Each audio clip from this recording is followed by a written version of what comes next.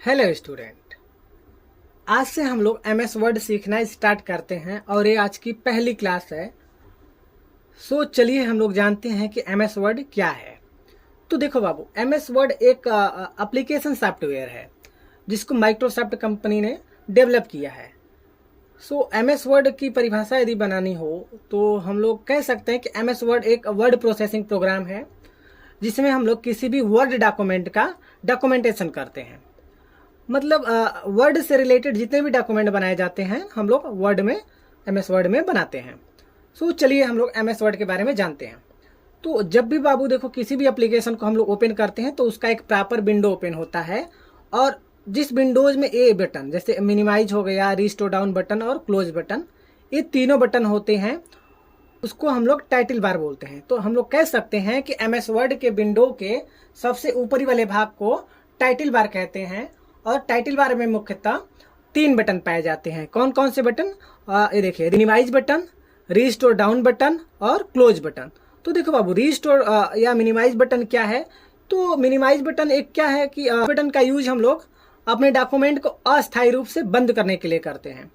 मतलब कि जब इस डॉक्यूमेंट को हमको अस्थायी रूप से बंद करना है तो हम लोग इस बटन पे क्लिक करेंगे, सो हमारा डॉक्यूमेंट अस्थायी रूप से बंद हो जाएगा और टास्क बार में चला जाता है। क्लियर है? रिस्टोर डाउन बटन क्या है? तो रिस्टोर डाउन बटन देखो बाबू, क्या है कि विंडो को जो भी विंडो ओपन हुआ है, चाहे कोई भी विंडो ओपन हो, ये जरूरी नहीं कि एमएस वर्ड का, एमएस का ही हो, कोई भी विंडो ओपन हो उसमें आपके ये तीनों बटन पाए जाते हैं। तो रिस्टोर डाउन बटन की बात चल रही थी। तो यहाँ पे होता क्या है कि रिस्टोर डाउन बटन से हम लोग विंडो को छोटा या बड़ा करते हैं, अर्थात मल्टी फंक्शन काम करना है तो हम लोग इस बटन का यूज करते हैं, रिस्टोर डाउन बटन का। और क्लोज बटन का, तो क्लोज बटन का यूज देखो बाबू हम लोग करते हैं कि अपने डॉक्यूमेंट को अस्थाई परमानेंटली रूप से यदि बंद करना है तो हम लोग क्लोज बटन का यूज करते हैं। क्लियर है? सो चलिए हम लोग टाइटल बार को की परिभाषा कैसे बनाएंगे वो देखते हैं। तो एमएस वर्ड के विंडो के सबसे ऊपरी वाले भाग को हम लोग क्या कहते हैं? Title bar. और टाइटल बार में बेसिकली फाइल का नाम होता है।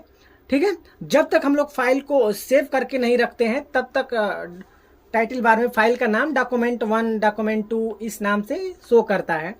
और मुख्यतः टाइटल बार में तीन बटन पाए जाते हैं, minimise button, restore down button और इसको मैक्सिमाइज बटन भी बोलते हैं, और क्लोज बटन।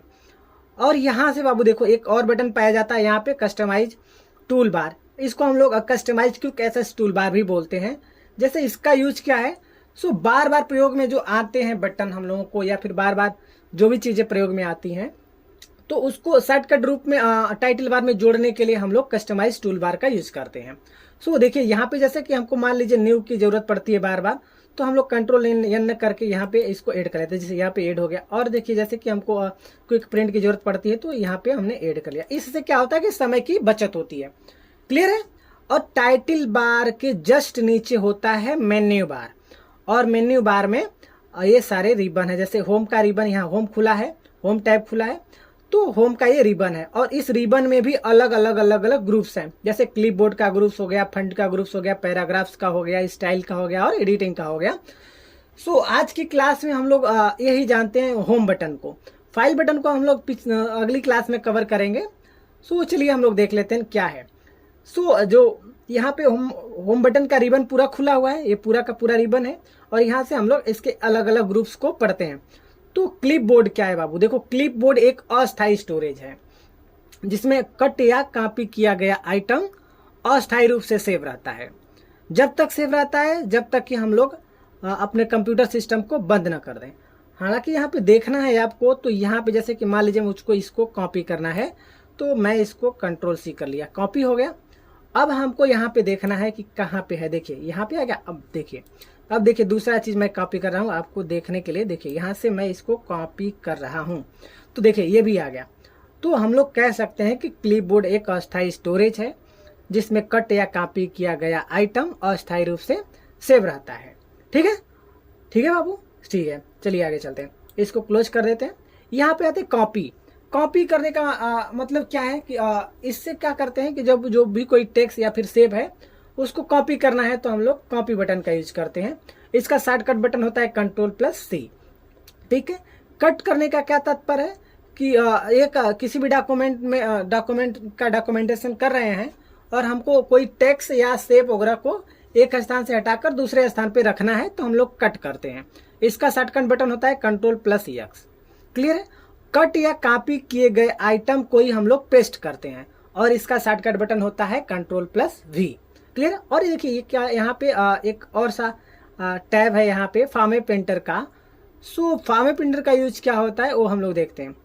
तो देखिए जैसे कई फंट में हम लोग इसमें लिखे हैं तो अब उसको एक फंट में यदि करना हो हमको, जैसे मान लीजिए कि कोई भी डॉक्यूमेंट हम लोग तैयार कर रहे हैं और उसमें हम लोग चलिए हम यहाँ से न्यू फाइल ओपन कर लेते हैं यहाँ से, ताकि हमको बताने पे कोई दिक्कत नहीं होगा। सो कई फंट में हम लोग कोई भी डॉक्यूमेंट लिखे हैं, कोई भी फंट में, कई फंट में, तो यहाँ से हम लोग यहाँ से कुछ टेक्स्ट को कॉपी कर लेते हैं ताकि ये मेरा सही रहेगा।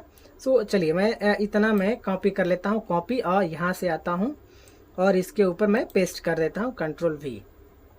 ठीक है। अब देखिए इसका फंट मैं यहाँ से चेंज कर लेता हूँ, यहाँ से फंट मैं चेंज कर लेता हूँ। चलिए यहाँ से फंट चेंज हो गया, यहाँ से इसका फंट मैं, यहाँ से भी मैं इसका फंट चेंज कर लेता हूँ। ठीक है। अब देखिए कई फंट में मैं लिखा हूँ यहाँ पे और हमको एक फंट में करना है। मान लीजिए कि हमको इसी फंट में सारे डॉक्यूमेंट चाहिए, या तो इस फंट में या तो इस फंट में, तो हमको इस पे क्लिक करना है और फॉर्मे पेंटर पे क्लिक करेंगे। अब देखिए एक ब्रश, यहाँ पे ब्रश देख रहे हैं ना, ये ब्रश की तरह हमको मिल गया और माउस का राइट क्लिक करके हम लोग इसको ड्रैग कर देंगे। तो देखिए उसी फॉर्मेट में सारे चीज हो गए। क्लियर है। तो इसकी परिभाषा हम लोग बनाएंगे बाबू, 2 या 2 से अधिक फंट में या लिखे हैं अपने शीट पे और उसको किसी एक फंट में करना है तो हम लोग फॉर्मे पेंटर का यूज करते हैं। क्लियर है। ठीक है। चलिए आगे चलते हैं यहाँ पे फंट में। तो फंट में बाबू देखो आपको 2 टैब मिलते हैं और एक फंट, एक देखो फंट स्टाइल का हो गया और एक फंट फेस का हो गया। सो यहाँ पे है बोल्ट। अब बोल्ट का यूज क्या है, तो इस बटन का यूज हम लोग अपने टेक्स्ट को, लिखे गए टेक्स्ट को बोल्ट अर्थात मोटा करने के लिए करते हैं। क्लियर है। देखिए इसका यूज जैसे मान लीजिए कि मैंने यहाँ पे लिखा है कुछ, तो इसको हम लोग भी बोल्ट करते हैं। देखिए ये बोल्ट हो गया पूरा का पूरा और इसका शॉर्टकट बटन होता है Ctrl+V। क्लियर है। इटैलिक का क्या मतलब है, तो इटैलिक से क्या करते हैं कि अपने डॉक्यूमेंट में लिखे गए टेक्स्ट को इटैलिक अर्थात तिरछा करने के लिए करते हैं। इसका शॉर्टकट बटन होता है Ctrl+I। तो जो ही मैं Ctrl+I या फिर इस पर क्लिक करूंगा तो मेरा ये टेक्स्ट जो है तिरछा हो जाएगा हल्का सा। जरा देखिए हो गया ना। क्लियर है। अब अंडरलाइन करने के लिए करते हैं। इसमें भी बहुत सारे अंडरलाइन के ऑप्शन है, आप यूज कर सकते हैं। क्लियर है। चलते हैं आगे। अब देखिए स्टिक थॉट क्या है, और स्टिक थॉट क्या है कि जैसे कि आप कोई गलतियां कर दे रहे हैं, अब उसको काटना नहीं है, दिखाना है, तो हम लोग यहाँ पे करते हैं। मतलब अपने डॉक्यूमेंट में लिखे गए टेक्स्ट को बीच से कटा हुआ यदि हमको देखना है तो हम लोग स्टिक थॉट का यूज करते हैं। क्लियर है। अब देखिए यहाँ पे है सबस्क्रिप्ट और सुपरस्क्रिप्ट। तो टेक्स्ट सबस्क्रिप्ट का मतलब क्या होता है कि टेक्स्ट के नीचे यदि टेक्स्ट लिखना है हम लोगों को तो हम लोग सबस्क्रिप्ट का यूज करते हैं। इसका शॉर्टकट बटन होता है Ctrl+=। जैसे कि मान लीजिए कि हमको टेक्स्ट के नीचे टेक्स्ट, जैसे जल का सूत्र ही लिखना है H2O। तो देखिए जैसे यहाँ पे मैंने लिख दिया, इसकी साइज मैं बढ़ा दे रहा हूँ ताकि आपको समझ में आएगा। तो देखिए H2O एक कोई सूत्र तो है नहीं जल का, यहाँ पे हमको इस करते हैं, यहाँ से हम लोग इसको सब स्क्रिप्ट कर देते हैं। अब देखिए जल के सूत्र की तरह एकदम दिख रहा है आपको।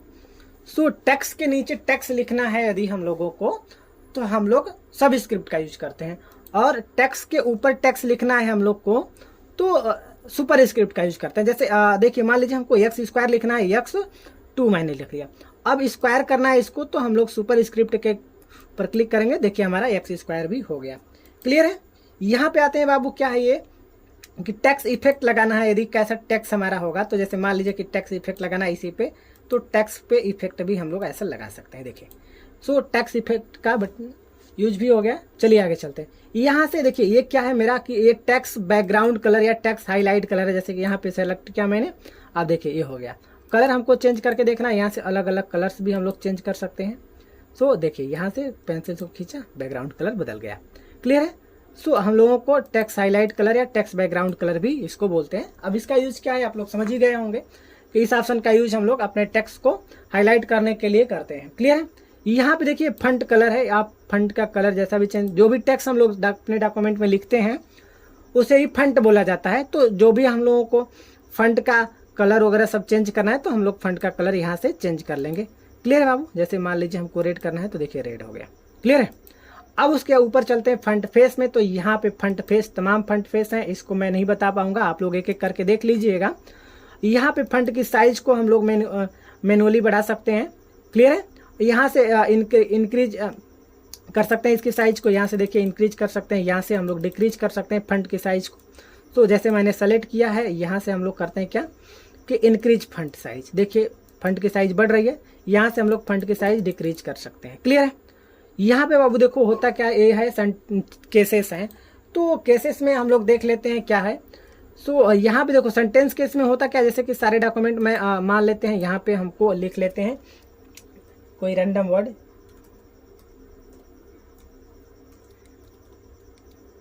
और मेरा ये हो गया रैंडम वर्ड, मैंने लिख लिया। सो अब देखिए, अब इसकी ये देखिए यहाँ से हम लोग इसकी साइज को थोड़ा सा इंक्रीज कर देते हैं, आपको दिखेगा। चलिए अब यहाँ पे आते हैं केसेस में। तो देखिए सेंटेंस केस में क्या होता है कि जैसे सेंटेंस केस में क्या होता है कि पहला लेटर होता है बड़ा से, बाकी सब छोटे होते हैं प्रत्येक सेंटेंस के। जैसे I am going to school, I am going to home. So क्या है इसमें, I am going to school मतलब एक एक सेंटेंस है ना। तो सेंटेंस, प्रत्येक सेंटेंस का पहला लेटर हमेशा बड़ा से होता है, बाकी सब छोटे से होते हैं। तो यदि आपको ऐसा रिक्वायरमेंट है कि आप चाहते हैं कि प्रत्येक सेंटेंस का पहला लेटर हम लोग बड़ा से करें, बाकी सब छोटा से करें, तो आप लोग सेंटेंस केस का यूज करके देख सकते हैं। जैसे कि मान लीजिए कि हमको इतना मानते हैं कि इतना सेंटेंस है मेरा, और इसको हम लोग सेंटेंस केस में बदलना है। तो यहाँ से हम लोग देखिए सेंटेंस केस में बदल लिए। क्लियर है।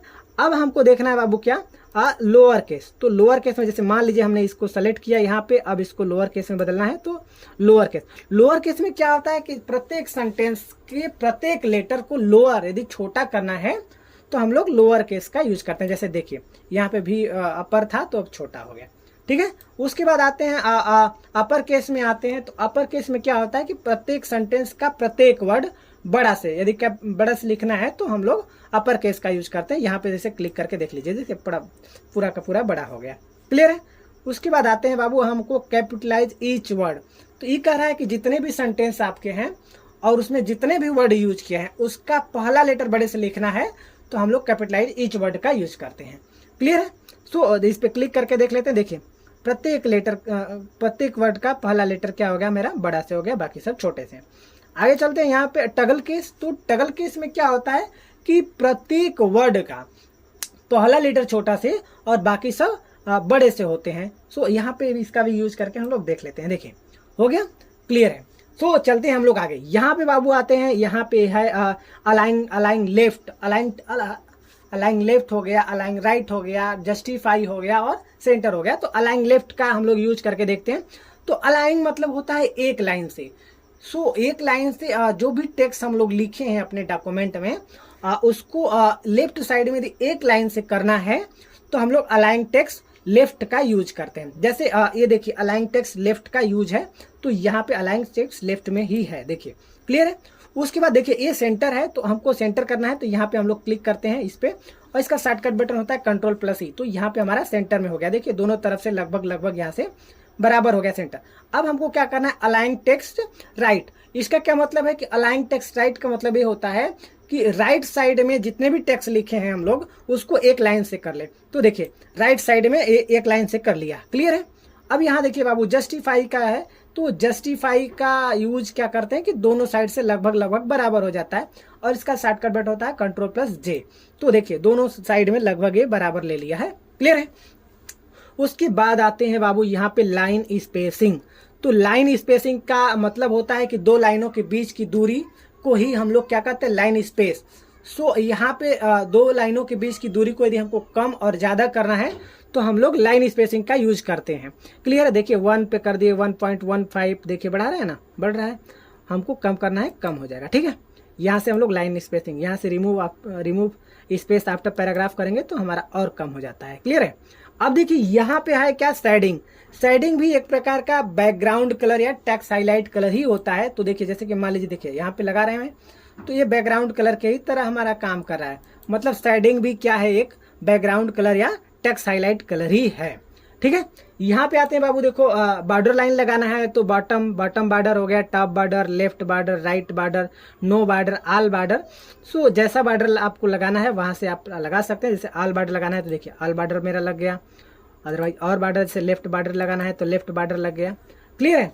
सो यहाँ पे हम लोग बॉर्डर लाइन का यूज करके आराम से कर सकते हैं। यहाँ पे आते हैं बाबू, देखो बुलेट्स लगाने हैं, जैसे स्पेशल बुलेट्स यहाँ पे होते हैं, बुलेट्स लगाने हैं तो हम लोग देखो बुलेट्स लगा सकते हैं। यहाँ पे आते हैं, जैसे इसको मैं सेलेक्ट कर लिया यहाँ पे इतना, और हमको इस पे बुलेट्स लगाने हैं। देखो तो लग रहा है बुलेट, जैसा बुलेट्स हमको चाहिए वैसा बुलेट हम लोग लगा लेंगे यहाँ से। क्लियर है। अब यहाँ पे नंबरिंग करना है तो हम लोग नंबरिंग भी कर सकते हैं। यहाँ पे देखिए जैसे नंबरिंग, जैसा भी नंबरिंग का स्टाइल लेना है हम लोग यहाँ से नंबरिंग का स्टाइल ले लेंगे। यहाँ पे ये मल्टी लेवल लिस्ट है, तो मल्टी लेवल लिस्ट जैसे बहुविकल्पीय प्रश्न वगैरह हो गए तो ऐसे बनाने हैं आपको, तो यहाँ से मल्टी लेवल लिस्ट का यूज करते हैं। क्लियर है। अब देखिए यहाँ पे है क्या, इंक्रीज इंडेंट और डिक्रीज इंडेंट। तो इंक्रीज डिक्रीज इंडेंट का मतलब क्या है कि डिक्रीज इंडेंट का मतलब क्या है कि राइट साइड में यदि आपको टेक्स्ट को शिफ्ट करना है तो हम लोग डिक्रीज से भी कर सकते हैं, और लेफ्ट साइड में शिफ्ट करना है तो इंक्रीज से कर सकते हैं। क्लियर है। सर्ट करना है, A to Z सर्ट करना है तो हम लोग यहाँ से A to Z सर्ट कर लेंगे। क्लियर है बाबू। यहाँ पे आते हैं हम लोग स्टाइल में, तो स्टाइल में होता क्या है कि जैसे कि जो भी टेक्स्ट है उसका स्टाइल हमको चेंज करना है तो हम लोग यहाँ से रेडीमेड स्टाइल बने होते हैं, इसमें कोई चेंजिंग वगैरह नहीं होता है। तो आप लोग एक एक करके देख लीजिएगा, ये बताने वाली चीज़ तो है नहीं। क्लियर है। चलते हैं आगे। यहाँ पे फाइंड हो गया, फाइंड मतलब खोजना होता है। रिप्लेस, रिप्लेस मतलब रिप्लेस करना, एक स्थान पे है कोई वस्तु उसको हटाकर कोई दूसरी वस्तु रखना है तो उसको रिप्लेस बोलते हैं, या वापस करना। सेलेक्ट, सेलेक्ट का भी हो गया। तो फाइंड करने का मतलब क्या है, यहाँ पे कोई यदि स्पेशल टेक्स्ट आपको इस पे खोजना है तो आप लोग फाइंड से यूज कर सकते हैं। इसका शॉर्टकट बटन होता है Ctrl+F। जो ही मैंने Ctrl+F किया और मान लीजिए कि इसमें हमको खोजना है लुक, ALOOK लुक, और मैं यहाँ पे फाइंड कर दिया तो यहाँ पे देखिए दिखा रहा है कि 3 रिजल्ट यहाँ पे शो कर रहे हैं, मतलब 3 ठो लुक होंगे इसमें। ठीक है। सो यहाँ पे फाइंड करने के लिए हम लोग फाइंड बटन का यूज करते हैं। ठीक है। रिप्लेस का क्या है भाई, रिप्लेस में देखिए अब हमको लुक की जगह पे राम लिखना है, चलिए RAM राम, और रिप्लेस आल कर देते हैं तो देखिए ये यस कर देते हैं, देखिए यस हो गया। ओके, तो 3 जगहों पे इन्होंने राम लिख लिया। देखिए जैसे कि यहाँ पे देखिए यहाँ पे राम लिख लिया है, यहाँ पे देखिए राम लिख लिया है। सो रिप्लेस का शॉर्टकट बटन होता है Ctrl+H। सेलेक्ट का आप लोग जानते ही हैं, सेलेक्ट करने का क्या होता है, Ctrl+A से आल सेलेक्ट होता है, और यदि आपको मैन्युअली सेलेक्ट करना है तो आपको जितना इस तरफ माउस से ड्रैग करके पकड़ेंगे उतना सेलेक्ट हो जाएगा। आज की क्लास में बस इतना ही। नेक्स्ट क्लास में हम लोग जानेंगे कि इंसर्ट बटन क्या है और फाइल बटन क्या है। So thank you.